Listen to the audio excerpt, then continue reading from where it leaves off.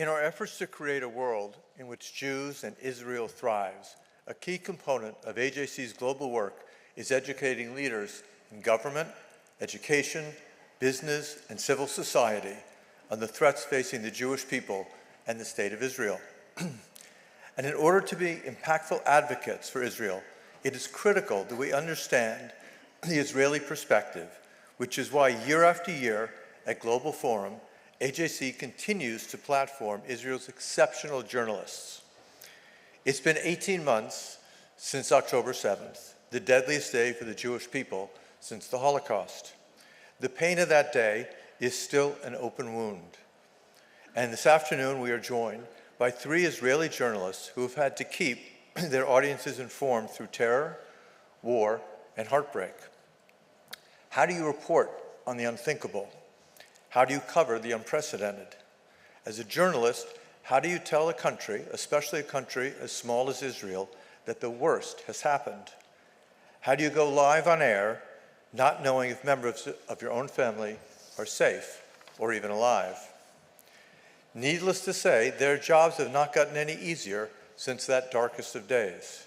As we know, 59 hostages remain in Hamas captivity. The IDF's fighting in Gaza continues. Internal political divisions are boiling, challenging the solidarity that so many Israelis and Jews around the world felt after the October 7th attacks. They are debating the issues from the direction of the war against Hamas to the governing coalition's desire to overhaul aspects of the judicial system to whether members of the Haredi community should have to enlist in the IDF. Having spent most of the last 3 years living in Israel, I can attest to the fact that the Israeli media is famously pugnacious, never shying away from asking tough questions or getting to the truth, even during these difficult moments. Which is why it is my pleasure to introduce these 3 Israeli journalists who, in that same spirit, will give us a sense of the current mood on the ground in Israel and discuss the issues that are top of mind.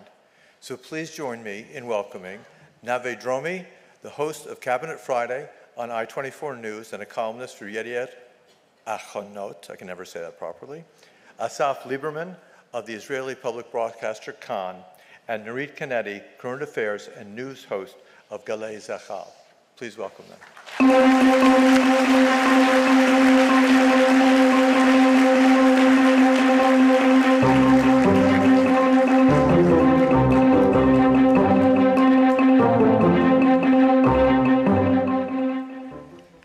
Thank you. Thank you for having us.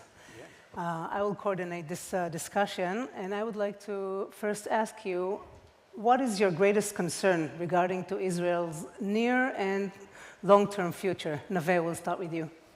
My greatest concern, I would say Iran. You know, we are here to speak about the disagreements inside Israel, but I think when it comes to the bottom line, if you will ask, most of the Israelis will tell you that the security issues are in the top of their concerns.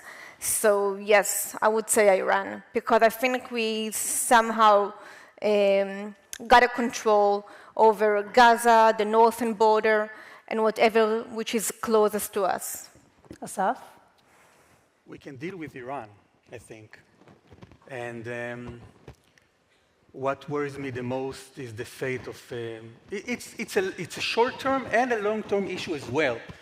The fate of 59 hostages still held by Hamas in underground Gaza. 24 of them are still alive. And I'm saying still because we heard Noah. That was amazing. We can't tell what's going to be tomorrow. And if we don't act now, they could die there, slowly and painfully. And we need to act, but I think it's a long-term issue as well, because it's not just about them, it's about us. I mean, In what way it's about us? It's about us because we formed a country, a nation, on the idea of solidarity. That's the core issue. That's what brought us together, the Israelis and the Jewish people as a whole. I mean, why are you here? Why did you invite us, Israelis, to talk about the Israeli challenges. You could bring here, I don't know, Canadian. No, there is a war with Canada right now. Sorry. Not to mention not now. Not Canada. Maybe Greenland. We have a bond. The Jewish people have a bond. The Israelis have a bond. It's not just sentimental. I heard the president of this organization saying that he was in tears when Noah Argamani came back. But it's not just sentimental. It's not just about feeling. It's about national security. We send our kids to the army on the idea, on knowing that the country will do everything that it takes. We send them and we will get them back. And the country is doing it. There are right now, while we are speaking, there are soldiers in Gaza fighting in order to bring the hostages back. We just heard 2 days ago how the Hamas leaders are speaking about a bit differently because of these soldiers, because of the solidarity of the families that send in their soldiers to Gaza in order to bring the hostages back, because not me, not you, not even our prime minister will succeed to do it if not those soldiers. So the solidarity is happening every day in every hour. I agree. Just want to put it in the right direction. I mean... Of your direction. Of course. I appreciate Naven, I appreciate her opinion, but we need, first of all, agree that we can't leave them behind. Of course. Right? Did you hear the some? question is, the question is... I want to make it clear. If we leave them behind, something fundamental will change in the Israeli society, in the Israeli public. Okay. And we need just to acknowledge that we have to bring them home, and we can't leave them behind. No one will say that we need to... But there is no disagreement about this. There is no argument about that. I think the argument is about what is the best option and what is the best way to bring them back. And maybe the Israeli government thinks... This is the test. This is the test for the Israeli solidarity. What are we willing to do to bring 24 hostages alive back home to their families? So the next question is, are we doing enough? Is the Israeli government doing enough? 70% of the population in Israel agrees in almost every poll that the most important thing is to bring them back home, to bring the hostages, even in the cost of stop now the war against Hamas. And the question is the government of Israel is doing her best, everything that can be done to bring the hostages back? I have an answer for this. I don't know if you're aware of the Israeli media, but there is Ulpan Shishi, Channel 12 with Dani Kushmaro. 2 weeks ago, they had a poll. Are you support or are you against bringing the hostages back and stop the war now? The results were very, very clear. Like 70% was in support and 30% were against, approximately. The day after, a Telegram channel of a guy named Abu Ali Express, by the way, in the Ulpan Shishi poll, is approximately hundreds of people. That's the way now Abu Ali Express is a scientific poll. That's the way we're asking the public now, through Abu Ali Express in Telegram? But what you are doing now, the way that you are handling this is how you make your argument very populist. Why? Because it's very easy to sit here and say, bring them home, no matter what is the cost. But will you take responsibility of what will happen? Will you take responsibility of another October 7? Come on, or is it just a populist password? But I will finish my argument. Because in this channel, in Telegram, which was only 40,000 people taking a part in this poll, which was much bigger than Channel 12, he was mentioning, what does it mean to stop the war now? Leaving Hamas in Gaza, leaving a weapon for Hamas in Gaza, and 70% of the people that participated were against it, and all of them want the hostages back home. Just one question. So this is a dialogue, and I'm coordinating it. So this is the most populist thing, is to talk only yourself. But before the dialogue, there is always a monologue. No, just one question. If we all agree that we can't leave the hostages behind, what is the government strategy to bring them back? Well, I tell you what I think.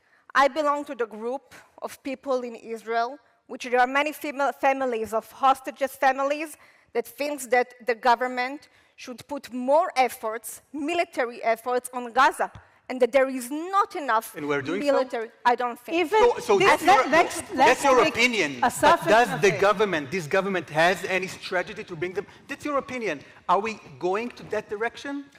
I hope so. I But you- hope so. I hope so. I don't think that after a year and a half, a hope is enough. I think we should see a strategy. And only in the past few days, we heard reports about how the ministers are now complaining about the new chief of staff. He's not aggressive enough. His predecessor wasn't aggressive enough, so they chose him. Netanyahu said, oh, I was waiting to appoint you, and now he is not aggressive enough. So where is this war heading? First of all, I want to say that we don't have a legitimacy or the privilege to give up hope, Nurit. Not You're here, right. Hope is- not in Israel and not the Jewish people. I think hope is a word. Yeah, this is very true, but the hostages need much more than hope right now. They need action. And as we saw, the military action brought, of course, Noah back, and we are all thankful, and few more. But most of the hostages returned by a deal. And let to me ask fight with you- Hamas, we can always fight. And let me answer you with a question. If you ask the Biden administration's people, what will they say to you? Who was the one that time after time said no to a deal, Israel or Hamas? You have, of course, the answer. So What is the answer? Okay, thank you. Rest my case. okay, so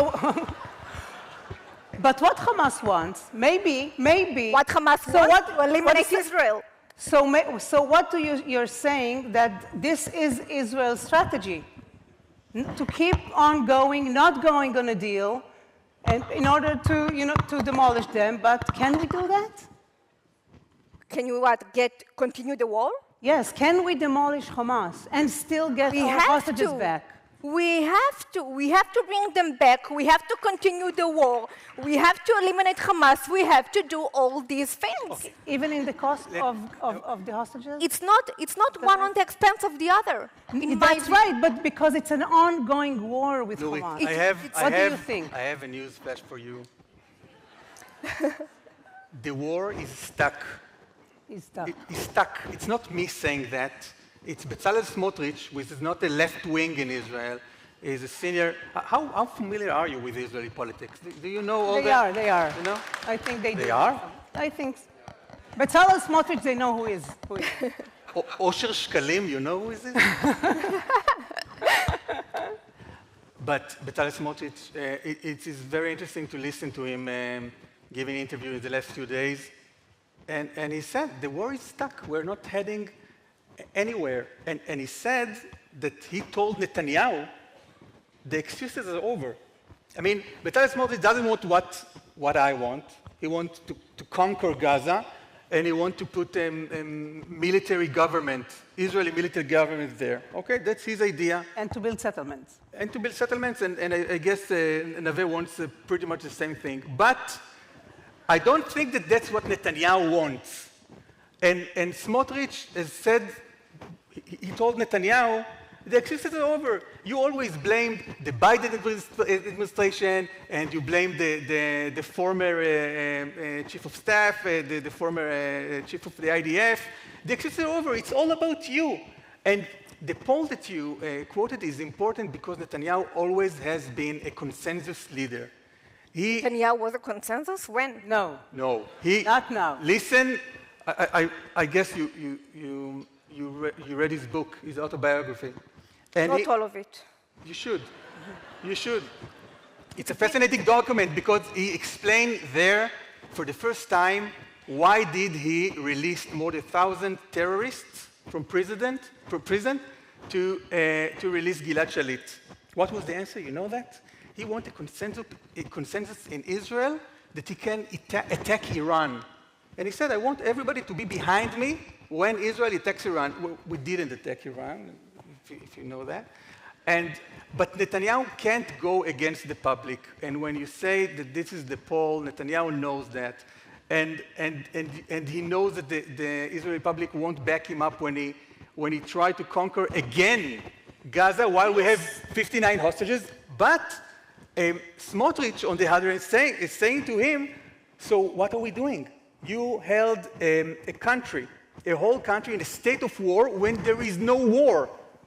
The war dragged on, and the economy is still stuck, and the Miluimnikim are still in Gaza. Reserves is not a nice word. Yes, it's not a nice word, the Miluim in Hebrew. But is okay, nicer. you were mentioning that Netanyahu was a consensus leader, so is he still doing what the consensus want, or he has a policy, or what leads him now, Nave? You know, there is a sentence in Israel that we hear it as a journalist many times, that we are saying in the studio that if you take two people like Asaf and I and Nurit and I and put us in a room, then we can agree about 80% of the things. You're familiar with this sentence. It's not true. It's not true. We won't agree, even it won't happen. We can agree about, if we speak about personal life, it would be very interesting. So what about what's leading Netanyahu? Can we agree on that? But I think, I don't know Netanyahu personally. I don't know what his strategy. I think Netanyahu... He doesn't call you after you broadcast your Friday night? He calls me every day. He sends me text messages. No, because he does call some journalists and yeah, I know it's common to think. With them. I know it's common to think that some of the right-wing journalists are getting text message from Netanyahu or some of his family members to say what we say in the studio.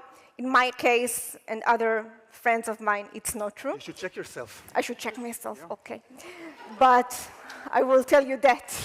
So sometimes I think I have this suspicion that maybe Asaf getting a call and not me from Netanyahu. Because Netanyahu, this is something that we can agree about. Netanyahu likes to speak sometimes with the journalists that disagree with him, right? We can agree about that. He used to like to do that. Now I don't think he does that. Yes. So what do you think is leading him? Get to the point, please. I think Netanyahu... She's tough. This is why I am the moderator. I think Netanyahu... What I think? I am sure that Netanyahu, like other leaders, I'm sure that Benny Gantz wants Israel to win the war. We are talking about wants the hostages back. What? Not Benny Gantz. Netanyahu is the prime minister right now. Yes. For a long time. I'm sure that he wants the hostages back. He wants to eliminate Hamas, and he wants to... What is leading him? As Asaf mentioned, what is leading him? The war is dragging on. When you say the war is... Keep the war dragging on like this. On October 8th, not 7th, on October 8th, how many years did you think this war is going to take? Because this is going to take months. Just a second. Not 2 years. Not 2 years? No. 2 years is not enough. No, they said... No. Asaf, no, this is not protective edge. This is not a Amud Anan. This is not a pillar of defense. This is something different. On October 7, we woke up to organization that trying to eliminate us. It's not another operation. Okay, so you're saying... And I want to say another thing. When Asaf said before about conquering Gaza, if you ask today Israelis about the immigration plan of Trump, of Gazans from Gaza... There is no plan. It's an imaginary plan. Is not the there is no plan. It's a nice dream for him, but it's not going to happen. Again, no, I want President to Trump say it again. declared... We need to have a hope that this plan will happen. And most if this is a fantasy.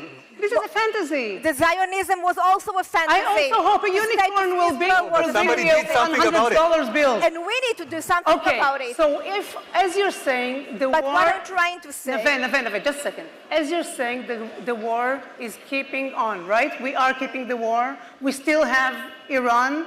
Maybe we will have a confront, maybe not.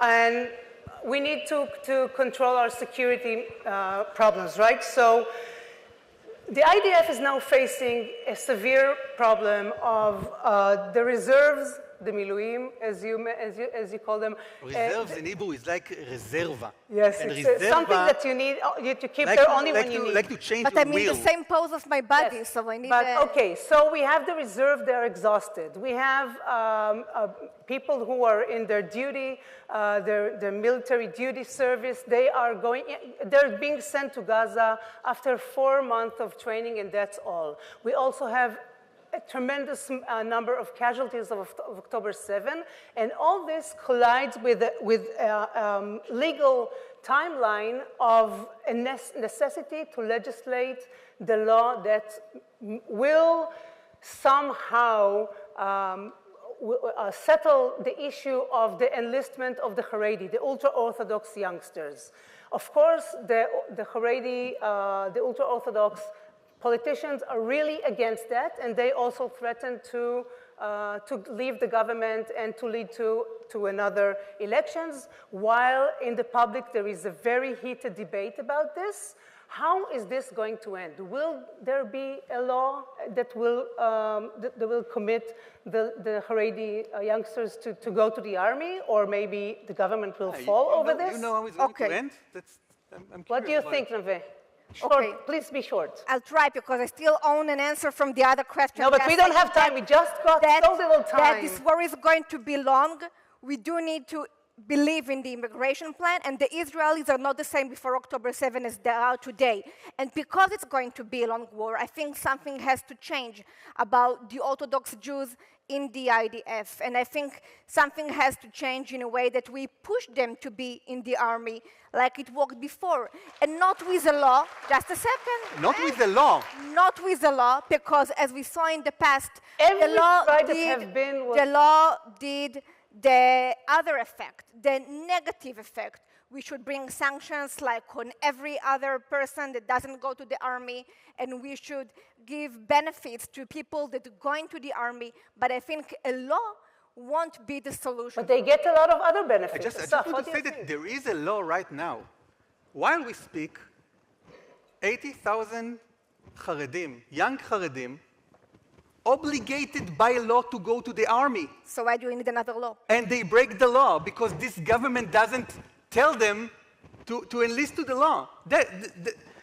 She benefits them. They get more and more We benefits. always speak about what will be when there will be a law, but there is a law now. Everybody needs to serve, and they don't serve. So the question is not about a law, because you're saying there And is a law. 77 the years. question is about the Nave, enforcement of 77 the law. years we talk about bringing them to the army with a dialogue. We'll be nice to them. Maybe they will come. Someone who deals with agriculture told me How many that Orthodox if Jews 77 years a tree doesn't give fruit, he keeps not giving fruit. How many Orthodox Jews came What in the will last happen, in the last Nave? time? What, Nurit, in your opinion, how as a many journalist Orthodox that knows Jews came in the knows past politics? month? Nave, is this issue going to lead us to an early election? Yes or no? I don't think so. You don't think so? No. What will happen, Asaf? Of what? With this law? Netanyahu doesn't do anything about the ultra-Orthodox conflict with the army, and he doesn't do anything about this war, and he is very bad of doing hard choices because he's afraid for his Why did college. Naftali Bennett and Yair Lapid, when they had a government without the Orthodox, why didn't they do a law? I want to say something about Yair Lapid and Naftali Bennett. They had a choice. They had no Haredim. They had no Orthodox in the government. say Why something. they You're right. didn't No, do I'll something? say But they something. were only 1.5 I'll say- years. No, but they had 1.5 years is enough time to do a law. I don't remember what I was trying Please, to say. you wanted to say something about Lapid. You have 1 minute, because I have another question. No, but Netanyahu is afraid for his coalition, and we need to remember that we have a leader that is facing criminal charges. And that is something that changed his perspective and his ideology deeply. Since then, he was pretty much a center-right leader politically, and he made it A right turn. very fast turn. But you just right. said that it doesn't get the hard choices, not even the right-wing choices. So how can How can he one time be a center and the minute later he can be a right? Don't you think that his criminal charges are affecting his decisions? No. And his policy? No? No. Okay. Okay. So the people that... No, just one sentence about Lapid and Bennett. And I think that Nave will agree with me on this one. Maybe not the first part of my sentence, but I think that Israel has the worst government ever, in the worst timing of history. But and the worst here, opposition. And here you can agree with me. We have the worst opposition ever. Of course. I mean, not just because they are not good with politics, they are not being any alternative to what is going on now. I don't know what is the vision of Naftali Bennett, which is supposed to be the opposition candidate for prime minister. So with that, we can talk together against these guys that you just mentioned. As Nave said, that we can never give up hope, so I would like to finish with something maybe nicer. We are your guests here at the AJC, and in this hall we have people that rushed after October 7 to help Israel, to support Israel in any measure with donates and supplies and volunteerings, not only American Jewry, but world Jewry at all. And we are very grateful for that, so thank you. And for you. And I would like to ask you guys, do you think that the Israeli society and maybe even Israeli government changed the way she sees the world Jewry? Maybe she changed a little bit how she treats the Jews around the world. Asaf. He looks at me because he got used that you're coming to me, that you're approaching to me first. Sorry. I think that something very crucial has flipped in the discussion in Israel, because a lot of things that need to be done this is the place to do them. I mean, the last time that the hostages were released, that's because of President Trump, not because of Prime Minister Netanyahu. And you have a very important role in our life, because the discussion is here. The decisions are made here. So you are very important, and I think that we all agree on that, that in many aspects of life, Israel is kept out of the room. The nuclear deal, you remember that the Trump administration had a direct talk with Hamas without Israel. So maybe American journalists are more important than us, and maybe you, as very important people here in the United States, are more important than the Israeli Republic. Okay. I think the connection between American Jewry and Israel was always strong and became even stronger after October 7. I think as many Israelis changed their mind after October 7, also many American Jews changed their mind after October 7 regarding a Palestinian state, about a chance for any solution. But I have to say I disagree. And also regarding American Jewry and their right to say what their opinions are about and what's happening in Israel. No one ever said not to say something. There is expression of speech. No, but Israel used to say, when you come to Israel and we share the taxes and the humidity, so then but you let me answer what you said before, when you said that decisions are being made here. I think it's very dangerous saying. Are you giving up the choice of Israelis to make... Netanyahu gave up the choice. That's the problem. No. Netanyahu wanted... Asaf, can you have one argument without the name Netanyahu inside? Netanyahu is my leader. How can you make any argument? Netanyahu is the decision maker. He is the prime minister of Israel. Asaf, the state of Israel and the Jewish state has more history and more... They are more meaningful than a person, and this entire speech, this entire time, you can't complete a sentence without the name Netanyahu. You just can't. Nothing about the state of Israel vision, the state of Israel purpose. What are we doing here? It's all about this person, Netanyahu. What will you do the day he won't be a prime minister anymore? Do you have a vision? Oh, I have an idea what he will do. Of course I have a vision. I don't think you have a vision because You don't think that I have a vision? No, because I think That's very mean things to say. Do you know me and my ideas Guys, about the future of Israel? It's not a personal argument. Because it's not a personal argument. Your support of Benjamin Netanyahu is leading us to a very bad place. Yes, we need to say it. Okay, that's okay, you can say it. Nave Dromi, Asaf Liberman, there wasn't... I will conclude this discussion because we don't have time and this please wrap up. So let's wrap up. And I'll just say that unfortunately, we cannot do any discussion regarding Israel without the name Netanyahu. Thank you so much. No, you can do it with the name Netanyahu, but you can't. We finished. But you can't make Netanyahu. You can't make Netanyahu your entire perception and world of. I mean, the way that you view things. Okay. Just can't. Thank you so much.